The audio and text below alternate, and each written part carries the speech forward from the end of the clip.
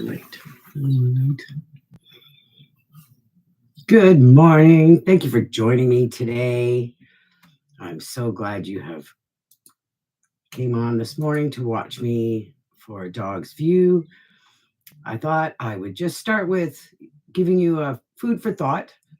What if your dog isn't being difficult, but just trying to survive? In today's episode, I'm flipping the script on behavior problems and exploring what your dog is really telling you. We'll talk about total welfare, how the legs model helps us understand behavior on a deeper level, and why working dogs like Border Collies and Aussies need a job to feel whole. Plus, I'll share my FITZ model, which helps build trust, connection, and the kind of relationships where dogs don't just behave, they thrive. Because the good life, it starts when we see the world through a dog's eyes. Thank you very much for joining me today for this episode of A Dog's View. I'm so glad you're here. Today, I want to start with a powerful shift in perspective. Your dog is not being difficult, they're surviving. When we see a dog bark, growl, pull, or shut down, it's easy to label the behavior as bad or stubborn. But here's the truth. Dogs do what they do to survive. The lens we need to use, that's what we need to use in not knowing that it's not defiance, it's communication, it's coping. They're trying to make sense of a world built for us, not for them. This brings me to the concept of I call total welfare. Total welfare means more than food, more than shelter and a comfy bed. It's about the whole dog, their body, their mind, their emotional world. A huge part of total welfare is understanding what's driving your dog's behavior beneath the surface. That's where the legs model comes in. Learning, L is for learning what the dog has experienced, the patterns they have learned, what they have learned throughout life, what it's taught them.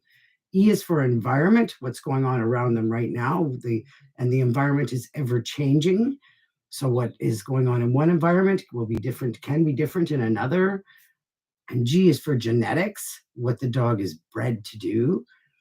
Genetics is fascinating and so different for so many dogs. And the S is for self, what the dog, who this dog is as an individual. The self can include the age, the the development, even if they're seniors, and pain or illness, and what these dogs need to feel safe and balanced. So legs for learning, environment, genetics, and self is really a huge part of total welfare for dogs. Let's talk about genetics for a moment. That part is often overlooked, but it is so important. Dogs like Border Collies, German Shepherds, Australian Shepherds, cattle dogs weren't just bred for companionship, they were bred for jobs, herding, protecting, decision-making. That drive is still in the dog, in your home, that we are bringing into our communities and our lives. These drive is still in them. And when those instincts do not have a healthy outlet, they'll find one. They'll find one, like herding kids, chasing cars, biting at heels, or guarding things that don't even need to be guarded. When we ignore a dog's genetics and their genetic needs, we are interrupting their legs. And when one leg is off balance, the whole system suffers. That's where behavior struggles will begin. But it's also where healing can start. So how do we respond? That's where the FITZ model comes in, my framework for building trust and communication with your dog. F is for body language. Dogs are constantly telling us how they feel. They're always talking to us. If we have to learn how to watch and to listen. I is for individual needs matter. No two dogs are the same. They each have their own story shaped by their legs. T is for trust through communication. We build relationships, not robots. It's not about control, it's about connection. And Z is for zone of comfort. I believe every animal, every being has a bubble, a safety zone, and every dog has an emotional space to feel safe. Our job is to respect that zone and work within it. Excuse me. The good life doesn't begin with obedience, it begins with understanding.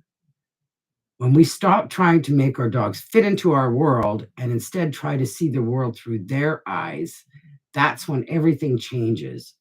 That's when they start to feel safe. That's when they start to trust.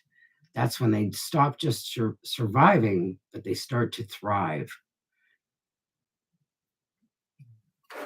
What did I want to say? The good life starts with seeing the world through your dog's eyes. Thank you for joining me today. I didn't see if there's any comments. Nothing right now, which is fine. Please subscribe to my YouTube channel. Book a call. I have put in my calendar link here. Would love to chat if you want to figure out what you can do to have a better life with your dog. I believe your dog is waiting. I believe dogs are trying to communicate and trying to fit in, but they have genetic needs. Environment is a challenge for them. It's meant for us. Our environment is meant for humans, not for dogs. So we get to help them to thrive in that environment. And it is possible when you start to understand what their real needs are and look at the total welfare. If this message resonates with you, I hope you'll share it. Let's help more people move from control to connection and give dogs the good life they truly deserve. And remember, always see the world through a dog's view. Have a great day. Thank you so much for watching. I hope that you'll share this and don't hesitate to connect with me because there are solutions for dog behavior. And sometimes it's not even nearly as hard as people think. It can be simple, it can be fun. And when you find how to figure out what works for your dog, it can make life just amazing for you and your dog. So subscribe to my YouTube channel, share this with anyone who is struggling, has a dog struggling, and thanks for watching, and I'll see you next time.